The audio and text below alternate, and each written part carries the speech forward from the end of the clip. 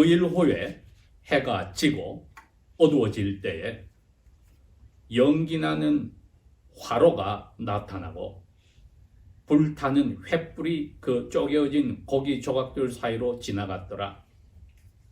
그날에 야훼께서 아브라함과 더불어 언약을 세우시고 말씀하시기를 내가 이집트의 강에서부터 그 큰 강 유프라데스까지 이르는 이 땅을 너 자손에게 이미 주었나니 곧 겐 족속과 그니스 족속과 겟몬 족속과 헷 족속과 브리스 족속과 르바 족속과 에모리 족속과 캐난 족속과 기르가스 족속과 저부스 족속의 땅이니라 하시니라. 아멘.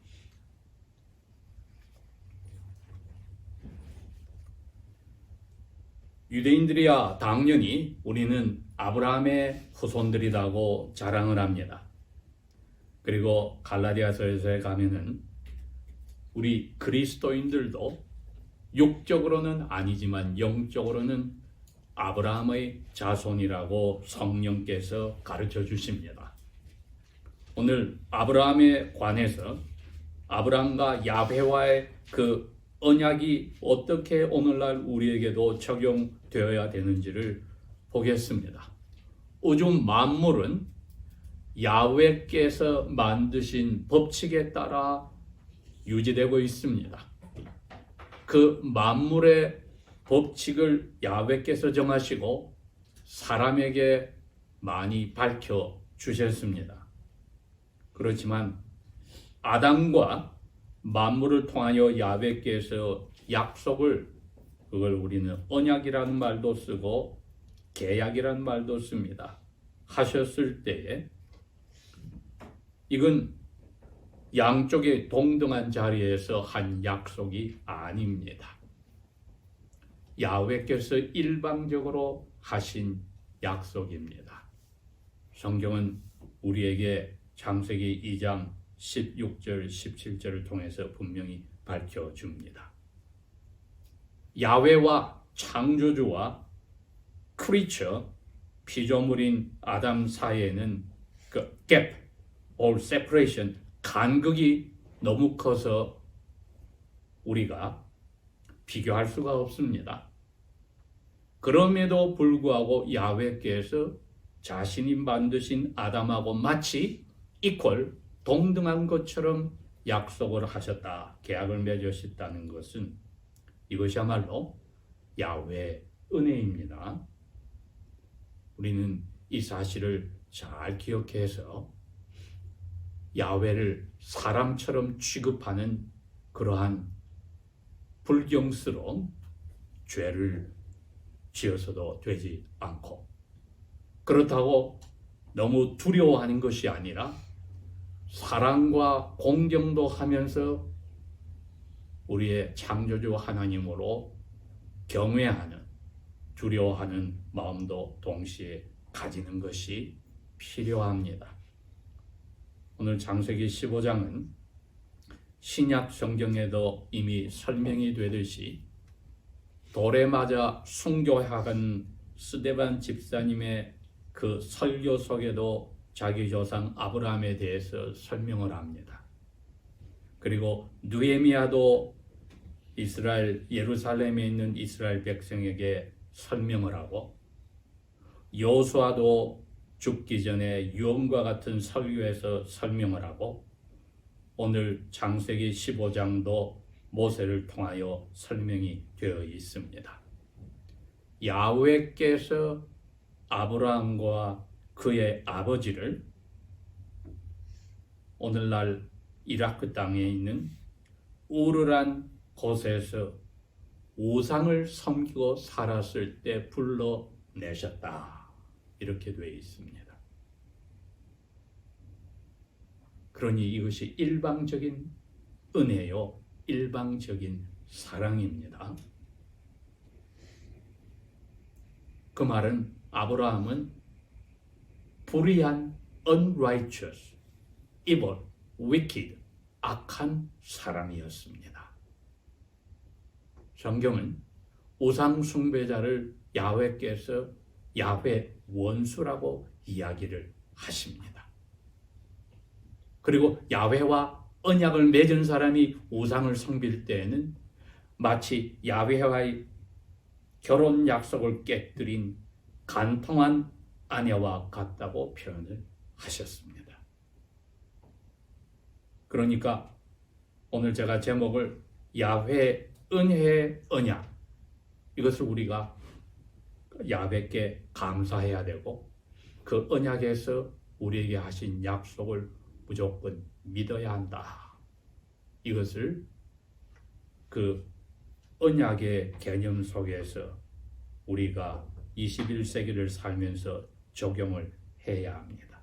그 언약에 따라서 메시아가 이 세상에 오셨고 그 언약에 따라 우리가 또 예수님의 재림을 기다리고 있기 때문에, 그리고 성경 책 이름 자체가 구언약, 새 언약, 우리 줄여서 구약 신약이라니 성경 자체가 언약의 그 구조 속에서 또 언약이라는 그 내용 속에서 우리에게 주어졌기 때문에 오늘 찬찬히 살펴볼 필요가 있습니다. 아브라함이 불의한 사람임에도 불구하고 야훼께서 불러내어서 1차로 이민을 메소포타미아의 가장 북서쪽까지 가게 하였다가 자기 아버지가 그 하란이라는 곳에서 돌아가시고 나니 다시 야훼께서 불렀습니다. 오늘날 팔레스틴 가나안 땅으로 다시 두 번째 이민을 가게 하였습니다. 아직까지 아브라함은 하나님 앞에서 불의한 사람입니다, 여러분. 부정한 사람이요, 사악한 사람이요, 악한 사람입니다. 이제는 더 이상 우상을 섬기진 않지만 야훼께서 선언해 주시기 전까지는 여전히 본성적으로 에베소 교회 사도 바울이 성령의 감동으로 말했듯이 우리는 진노의 자녀이니 아브라함도 그 중에 한 사람이었습니다. 15장에 와서 야훼의 명령에 따라 10년의 팔레스틴의 가나안에 이민 생활을 했는데 야훼께서 이상 중에 나타나셨다 그랬습니다. 15장은 이상 중에 2번 나타나셔 아브라함과 대화를 나누고 오늘 말하는 언약의 기초를 세우시는데, 첫 번째 이상에 나타나서는 아브라함에게 내가 너를 통해서 많은 자손을 하늘의 별처럼 바닷가의 모래처럼 주고 이 땅을 유산으로 주겠다고 약속했습니다. 자기 아내는 75살이요 자기는 85살인데 아브라함이 그 하나님의 약속을, 지금은 자녀도 없이 늙어가는 노부부인데 아브라함에게 했을 때 아브라함이 믿었다. 15장 6절에 하나님이 그래서 아브라함의 믿음을 보고 의롭다고 consider 해주겠다 이렇게 됐습니다. 그게 바로 갈라디아에서 말한 믿음으로 아브라함은 의롭게 되었고 우리도 믿음으로 의롭게 되어 조상 아브라함의 영적인 후손이 된 겁니다. 그러니 오늘 이 15장에 일어난 사건은 우리와 아주 가까운 밀접한 관계에 있습니다. 이제 우리가 아브라함의 슈즈에 들어가서 아브라함의 자리에 우리 한 사람 한 사람이 절대자 하나님 앞에 엎드려서 이 말씀을 읽으면은 성령께서 우리에게 큰 은혜를 끼치실 것입니다. 아브라함아, 내가 너를 의롭다가 해주겠다. 그렇게 하시고 나서 아브라함이 앞으로 자손들이 생길 때에 자손들이 이상한 나라에 가서 종살이를 하다가 나중에 그 종살이를 하는 나라를 내가 혼을 내고 너희 자손들을 제사들 많이 끌어서 나오게 하여서 이 땅으로 돌아와서 이 땅에 있는 거민들의 죄 때문에 이 땅의 거민들을 쫓아내고 너희 자손들에게 이 땅을 주겠다고 약속을 하셨습니다. 아브라함이 한 번도 그것을 원한 적도 없었습니다. 야훼하고 약속을 하자고 감히 말할 수도 없었습니다. 왜? 그날 이상 중에 의롭다고 해주신 게 첫날 의로운 사람으로 시작한 날이었기 때문에 아브라함이 야훼 앞에 그러한 당당하게 약속을 할 자격은 그 전에 없었습니다.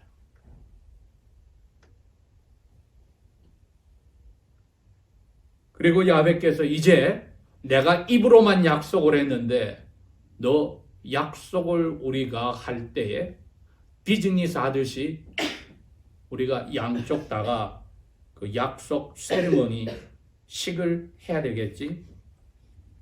아브라함아, 내가 말한 대로 나에게 희생 제사물을 가져와서 죽여서 반을 쪼개 나누어 둬라.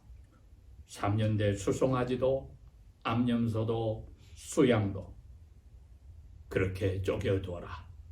그 다음에 산비둘기도 어린 집비둘기도 죽여서 그 옆에 둬라. 그런데 날이 깜깜해졌다. 12절에 해가 질 때가 되었습니다. 아브라함이 기다리다가 야훼께서 이 계약식을 하셔야 되는데 나한테 약속은 진득 해주셨는데 그것을 끝맺음을 안 하시고 기다리다가 잠이 들었을 때 깜깜하여져서 두려웠다고 했습니다.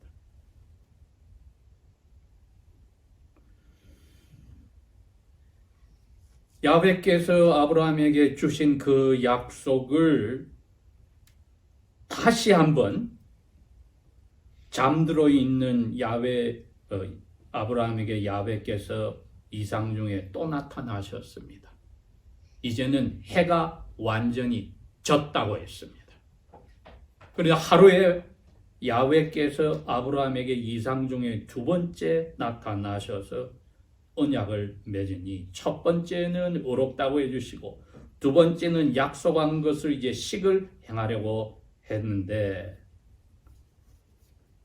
아브라함의 마음속에 잠들었음에도 불구하고 이상 중에 야훼께서 이야기를 할 때 두려웠다. 17절에 야훼의 말씀이 끝나자마자 연기나는 화로가 그 퍼니스니까 오늘날 치면은 철광회사에 철 같은 걸 녹이는 큰 용광로를 이야기합니다. 그게 갑자기 시꺼멓게 나타나고 거기서 연기가 무럭무럭 났다. 야훼께 의롭다고 인치심을 받았음에도 불구하고 이제 저희들이 오늘 이 언약 관계에서 생각해야 될 부분입니다. 아브라함의 두려움은 아주 당연한 것입니다. 우리가 원래 하나님의 진노를 받아야 될 진노의 자녀이기 때문에 우리에게 하나님에 대한 원초적인 두려움이 없는 것은 뭔가 잘못된 영혼입니다. 아브라함에게 의롭다고 해주셨음에도 불구하고 아브라함은 두려웠다고 했습니다. 여기에 12절에 6절에 의롭다고 해주셨음에도 불구하고 12절에 두려웠다고 했습니다. 그리고 그 두려움은 17절에 시꺼먼 연기가 나오는 용광로가 화로가 다가올 때에 극에 달했습니다.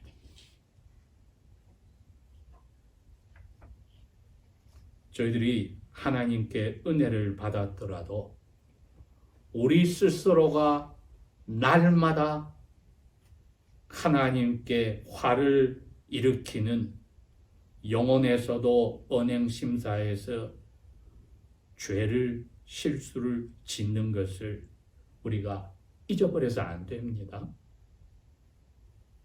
그렇기 때문에 순간적으로 하나님을 생각할 때 두려움이 우리 영혼을 사로잡아야 합니다. 그게 저희들이 감사하며 믿어야 되는 이유를 이야기하는 겁니다. 우리가 진노의 자녀로서 의인으로 인침을 받고도 날마다 하나님께 마음에 불평과 화를 유발하는 삶을 가지고 있다.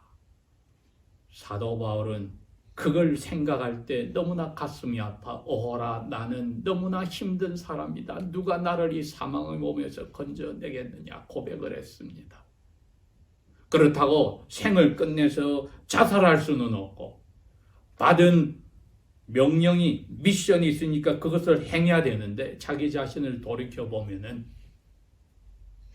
에베소 교인들에게 말했듯이 우리가 본래 진노의 자녀다. 이걸 본질적으로 벗어나지 못한다고 부르짖었던 것 아브라함이 겪었고 우리가 그것을 오늘 다시 한번 생각하는 겁니다. 그러나 사랑의 하나님은 의인으로 아브라함을 인정해 주고 그대로 두시지 않고 두려움 속에 두시지 않고 두 번째 우리가 이유를 생각하는 것이 불타는 횃불이 그 뒤에서 나타났습니다.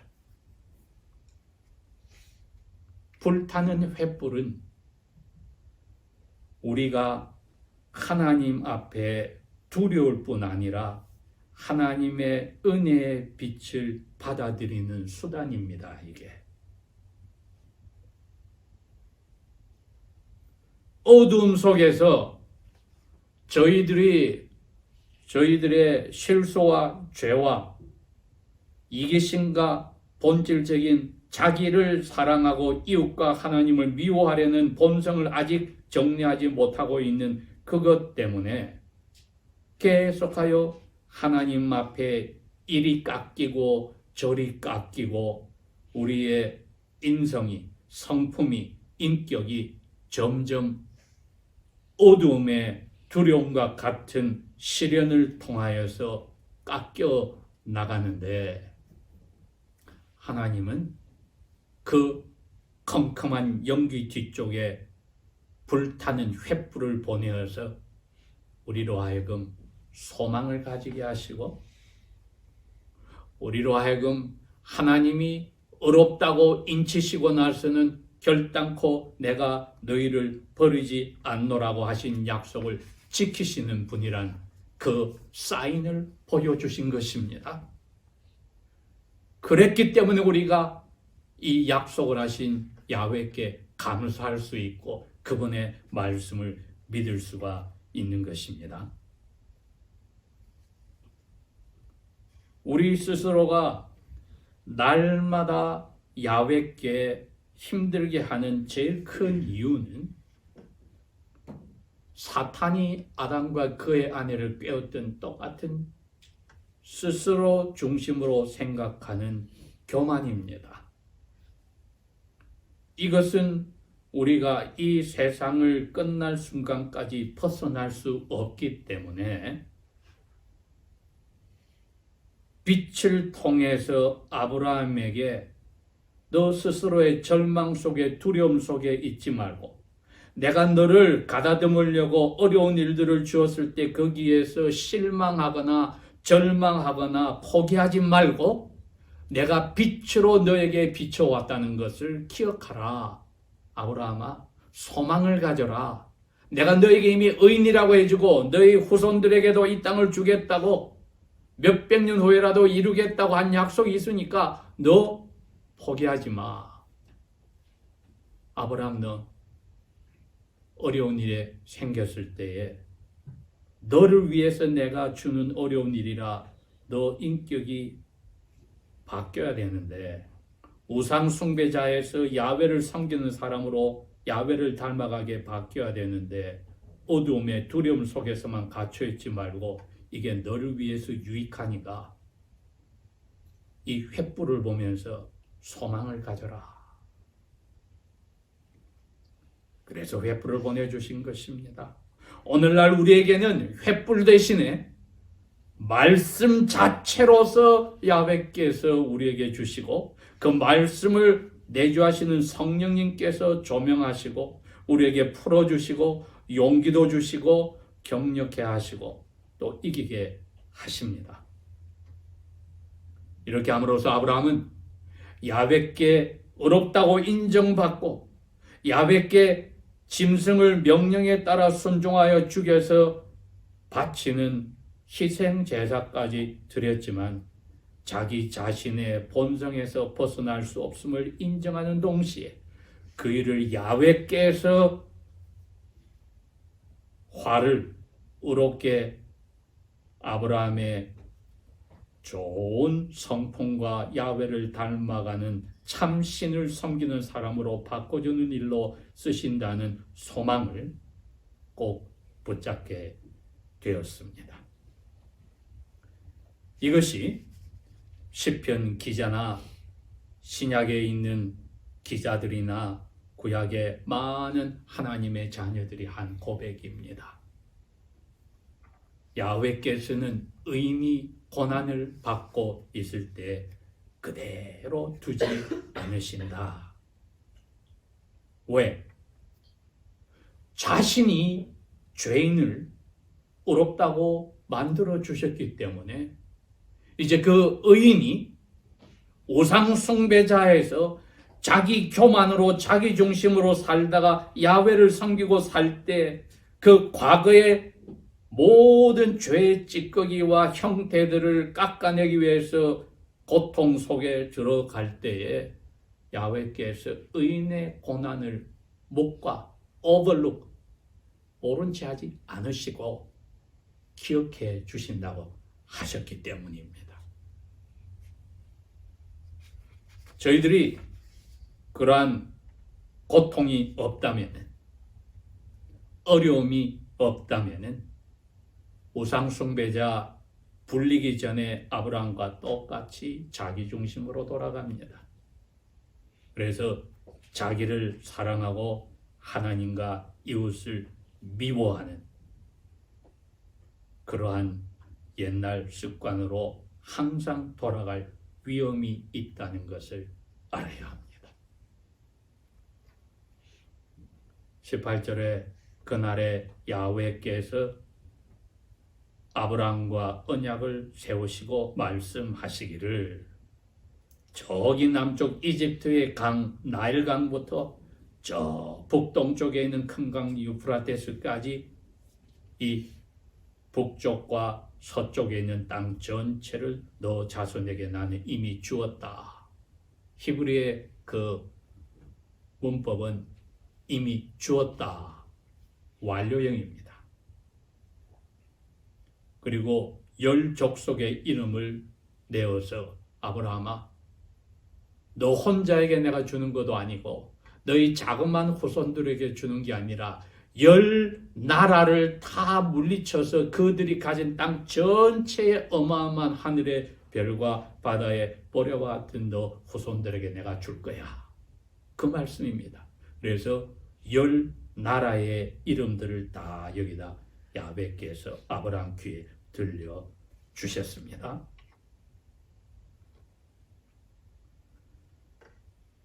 저희들의 마음속에 야훼 이 말씀을 어떻게 받아들일까?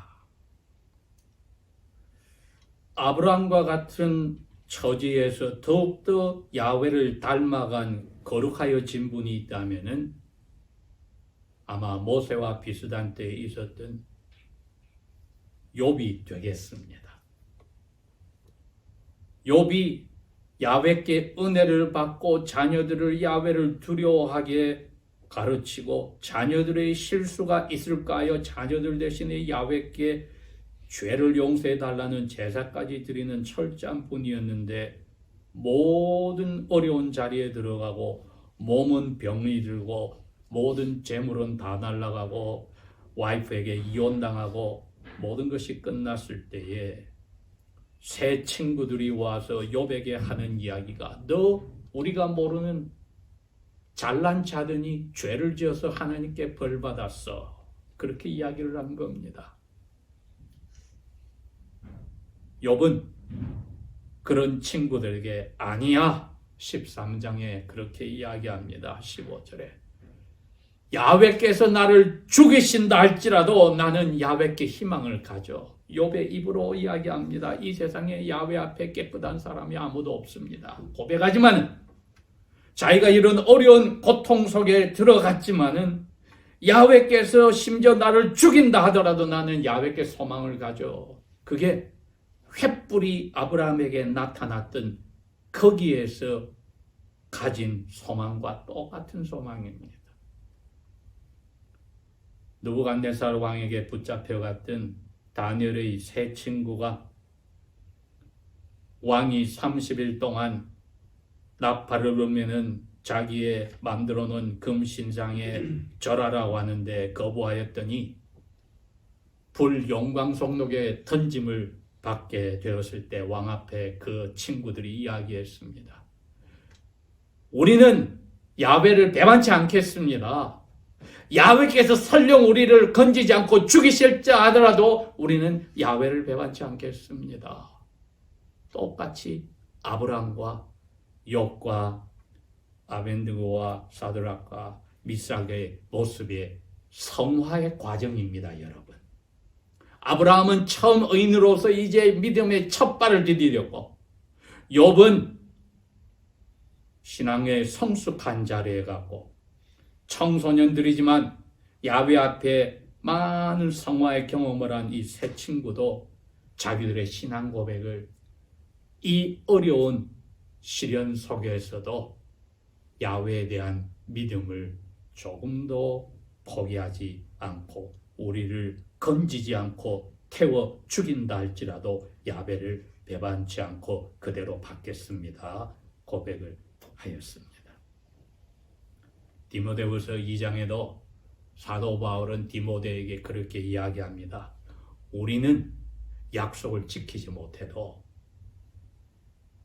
주님은 자기 자신이 신실하게 약속을 지키니까 그걸 못하시면 자기 자신을 부인하게 되는 거야. 그러니 이 증거를, 진리의 말씀을 디모데야 꼭 붙잡아라. 우리가 무엇인지 하는 것은 구약 성경에서 너희들은 아니야, 아니야, 아무것도 아니야 하고 새겨주는 말씀을 잘 기억하면은 아브라함도 욥도 다니엘의 세 친구도 걸어갔던 그 길을 우리는 당당히 걸어갈 수가 있습니다. 왜? 아브라함에게 일어난 사건은 나중에 12장에 이야기한 것이 오늘 15장에 약속되어지고 21장에 약속되어지고 23장에 약속되어지고 너 후손을 통하여 아브라함 너에게 전 세계 사람들이 복을 받게 된다고 한 그 초점인 메시아 예수님이 오게 되기 때문입니다. 우리는 그 예수님의 머리를 가진 몸의 지체로서 아브라함과 같은 자리에 있는 훨씬 어려운 자리보다도 나은 자리에 있습니다. 우리는 의인의 인침을 야훼 앞에 약속 속에서 일찌감치 받았습니다. 그렇기 때문에 아브라함에게야 의인의 삶의 시작으로 어려운 일들이 계속 생기고 나중에 나이 들어 평안히 조상에게 돌아간다는 야훼의 약속에 따라 죽음을 맞이하지만은 저희들은 일찌감치 예수님 안에서 아브라함이 타입이었다면 예수님은 그 실체 안티타입으로서 실제로 오셔서 우리 보고 너희들은 아브라함보다도 훨씬 더 좋은 조건으로 지금 신앙생활을 하고 있는데 오늘 이 15장 말씀을 통하여 우리에게 말씀하시는 겁니다.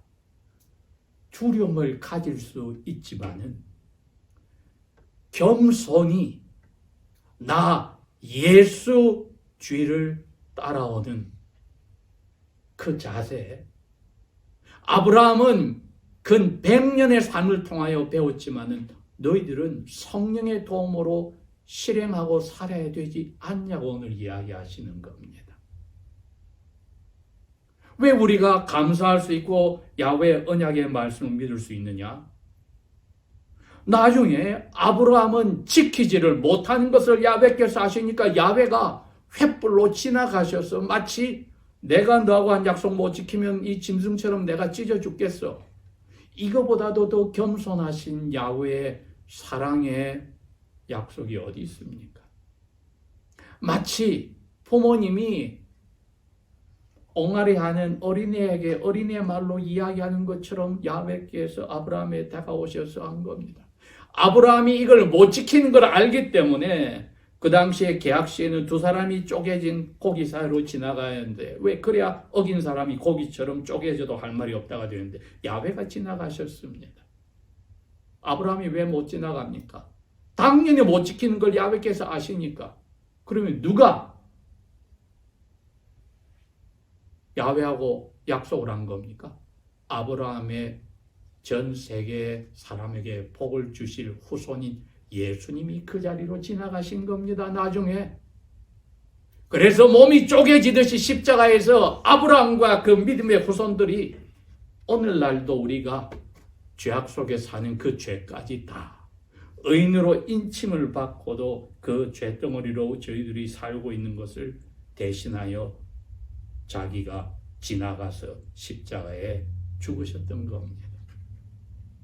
그렇게 생각하면은 오늘 이 은혜 언약을 주신 야훼께 예수 그리스도를 통하여 우리가 감사치 않을 수 없고 예수님 자신이 죽기까지 순종하셔서 십자가에 돌아가신 그 약속을 이루었기 때문에 우리 대신에 아버지께 약속을 이루었으니 우리는 예수님만 믿고 따라가면 됩니다. 왜? 아브라함에게 오셨던 그 사랑의 하나님이 우리에게도 로마서 5장 8절에 그랬잖아요. 우리가 아브라함처럼 죄인으로 살고 있는데 의인으로 불리고도 아직 살고 있는데 그리스도께서 우리를 위하여 죽으셨다. 그게 아버지가 우리를 향한 사랑을 보여주신 것이다. 자기 친아들을 죽여서 입양한 우리 아들, 딸을 더 사랑했다. 10절에는 이게 원수를 아버지가 돌려서 양아들, 양딸로 만들어 주셨다. 그렇게 표현했습니다. 저희들이 아브라함의 시주에서 이제 그의 후손인 예수님을 생각한다면은 그렇다. 시편 기자가 말했듯이 이 세상 모든 나라 사람들을 다 갖다 놓아도 야훼께서는 한숨을 훅 쉬는 것보다도 더 가볍게 생각하고 심지어는 우리는 없는 것보다도 더 가볍다고 하신 말씀을 생각할 때에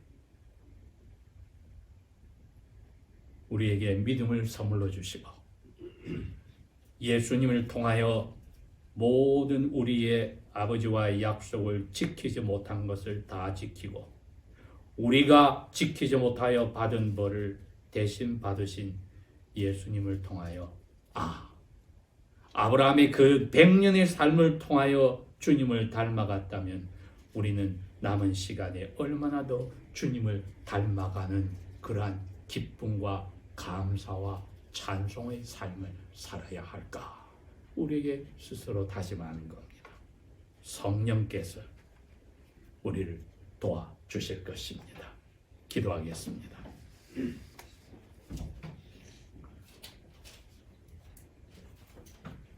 아버지 하나님, 이제 예수님 안에서 아버지와 우리와 아브라함과의 지키지 못한 약속을 다 이루시고 우리를 끝까지 의롭다 하실 뿐 아니라 아들, 딸로 받아주심을 감사합니다. 성령이여, 주 예수님의 얼굴을 볼 그날까지 아버지의 사랑으로 저희들을 감동감화시켜 주님을 전심전력을 다하여 닮아가며 아버지께 감사와 영광과 찬송을 드리는 삶을 살도록 저희들을 북돋아 주소서. 예수님 이름으로 감사 기도합니다. 아멘.